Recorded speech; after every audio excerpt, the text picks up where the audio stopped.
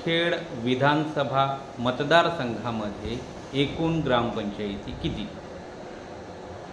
माझ्या माहितीप्रमाणे फक्त मुखेड तालुक्यामधील ग्रामपंचायती जवळपास माझ्या माहितीप्रमाणे 129 ग्रामपंचायती आहेत आणि त्यापैकी 67 ते 70 ग्रामपंचायतीचा त्यावरती मला डिटेल्स मिळाले. मी पहिल्यांदाच म्हणालो की विद्यमान आमदारांचं मी स्वागत करतो, अभिनंदन करतो आणि आभारही व्यक्त करतो की त्यांनी आमच्या मुखेडच्या ग्रामीण भागातील शेतकऱ्यांना फार दिलासा देणारा जो मंजुरी आहे शासनाकडून करून आणली.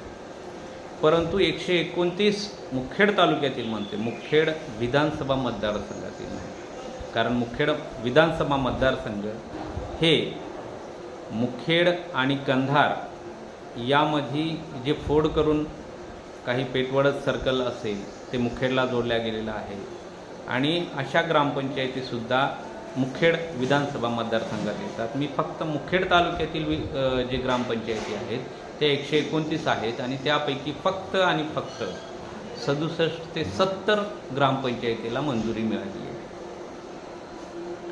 माननीय मंत्री महोदय किंवा माननीय विद्यमान आमदार किंवा माननीय जे आता ग्रामविकास मंत्री असतील, मी त्यांना माझा सरळ भागामध्ये राहतात आणि ग्रामीण भागामधील शेतकऱ्यांना त्यांच्या शेतापर्यंत जाण्यासाठी, शेतापर्यंत ये जा करण्यासाठी, शेतातील माल बाजारपेठेपर्यंत आणण्यासाठी जो पांदन रस्ता आहे हा विकासाच्या दृष्टीने फार महत्त्वाचा ठरलेला आहे आणि ठरणार आहे. आणि त्याकरिताच मातोश्री ग्राम समृद्ध शेत किंवा पांदन रस्ते योजना ही अंमलात आणली आणि 2025 आणि 2026च्या या योजनेअंतर्गत मुखेड विधानसभेला 67 ग्रामपंचायतीला मान्यता मिळाली. माझा प्रश्न हा आहे की परंतु हा जो शासन निर्णय बघितला यामध्ये फक्त 67 ग्रामपंचायतीला मंजुरी मिळाली, हे स्वागतार्ह आहे. परंतु याची दुसरी बाजू अशी आहे की जर याच्यामध्ये समानता आहे का, म्हणजेच विधानसभेतील प्रत्येक ग्रामपंचायतीला न्याय मिळाला का, किंवा मग काही जे तुम्हाला पाहिजे त्याच ग्रामपंचायतीला तुम्ही मंजूर करून दिलं आहे का, किंवा तुमच्या कार्यकर्ते असतील त्याच ग्रामपंचायतीला तुम्ही मंजुरी करून दिली आहे का, असा माझा प्रश्न आहे. प्रश्न हाही आहे की एक जर गाव असेल तर माझ्या माहितीप्रमाणे 4 तरी पांदन रस्ते असतात मुख्य गावाला. पूर्व, पश्चिम, उत्तर, दक्षिण हे 4 जरी दिशा पकडल्या तर 4 पांदन रस्ते असतात. मग या 67 गावाला मी म्हणतो आमच्या जे काही उर्वरित गावं आहेत, ग्रामपंचायती आहेत, यांना तुम्ही मंजुरी दिली नाही, पण ज्या मंजुरी दिलेल्या ग्रामपंचायती तिथं फक्त एकच पांदन रस्ता आहे का आणि एकच पांदन रस्त्याला मंजुरी द्यायची असं शासन निर्णयामध्ये आहे का? मग जर तसं असेल तर मग तसं का तुम्ही पब्लिश केलं नाही, ही माझा सवाल आहे.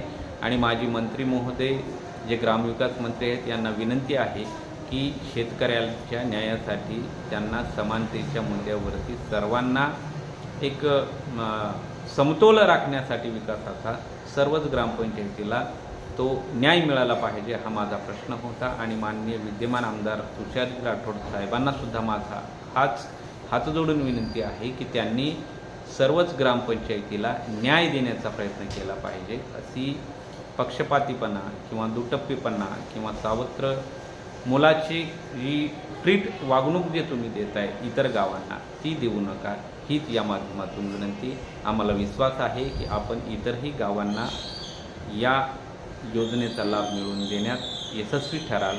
धन्यवाद.